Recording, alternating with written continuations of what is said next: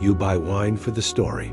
Sun-drenched grapes, rolling hills, oak barrels, generations of tradition. But what if I told you that for 90% of the wine you drink, that story is a complete lie?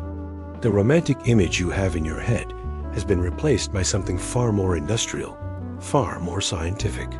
The real secret to that consistent, reliable $5 bottle of wine isn't magic. It's industrial science.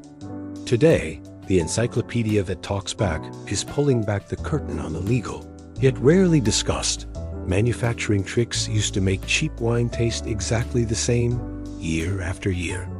I promise you, after this, you will never look at a bottle of wine, cheap or expensive, the same way again. So let's start with trick number 1, flavor on demand. We all know the tradition. Premium wines get their complex notes of vanilla, spice, and structure from aging for years inside expensive, brand-new oak barrels. It's a slow, costly process that gives the wine its character and soul. But the mass market simply cannot wait that long, nor can it afford that luxury. So, what's the alternative? Enter oak chips, oak staves, and even oak powder. Think of it like a tea bag for wine. Instead of putting the wine in the barrel, they put the barrel or pieces of it into the wine. Giant stainless steel vats are filled with thousands of gallons of wine, and then large bags of these oak alternatives are dropped in. This allows producers to infuse that classic oak flavor in a matter of weeks, not years, and at a tiny fraction of the cost. It's a shortcut that's entirely legal, but it completely shatters the romantic notion of a wine slowly maturing in a cellar. But they don't stop there.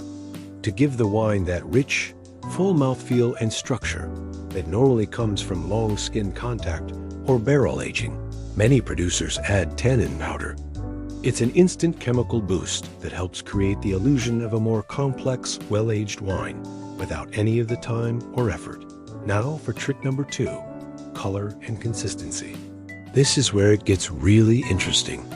We've been trained to believe that a deep, dark red wine equals higher quality and more intense flavor. But what happens when a bad harvest or poor weather results in grapes that produce a thin, pale, watery wine? The customer won't buy it.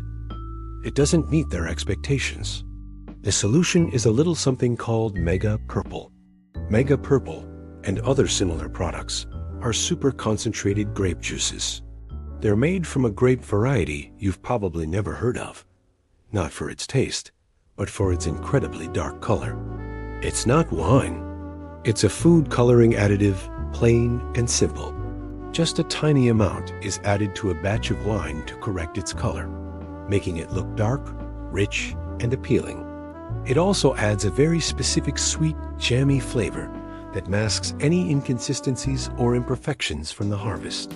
This is all about the economics of brand consistency.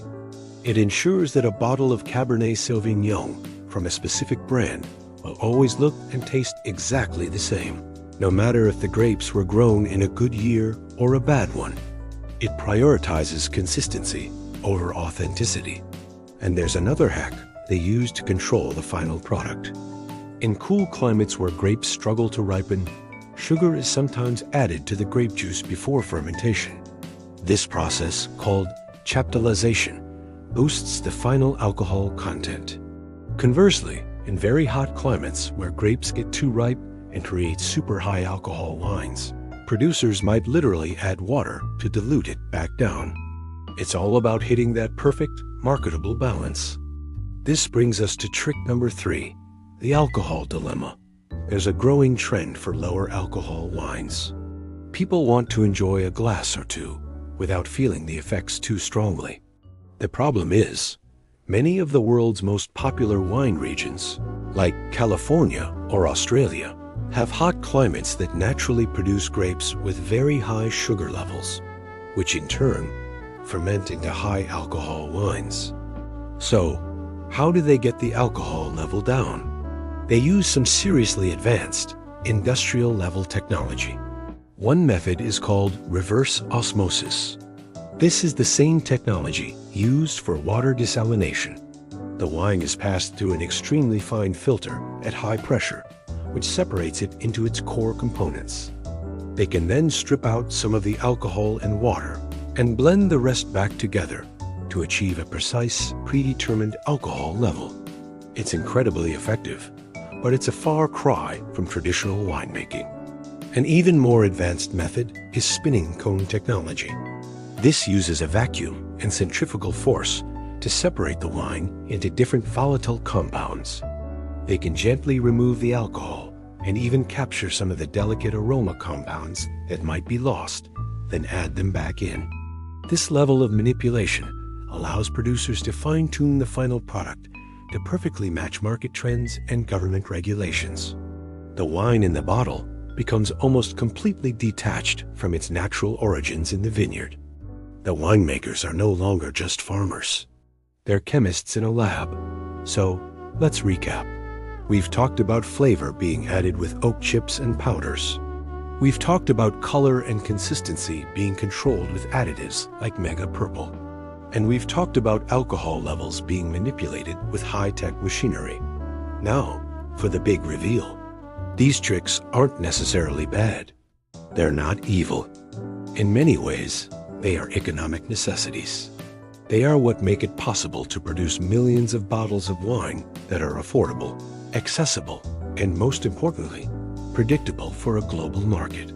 The real difference between that $5 bottle and a $50 bottle is often the lack of these very interventions. The expensive bottle is a reflection of a specific time and place, a single vintage from a single vineyard. The cheap bottle is a product of scientific perfection, engineered to taste the same every single time. So now that you know the secrets behind your favorite beverage, are you still willing to pay the price for that consistency?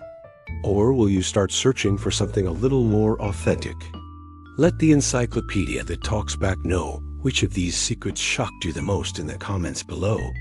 Thanks for watching, and don't forget to subscribe for more secrets they don't want you to know.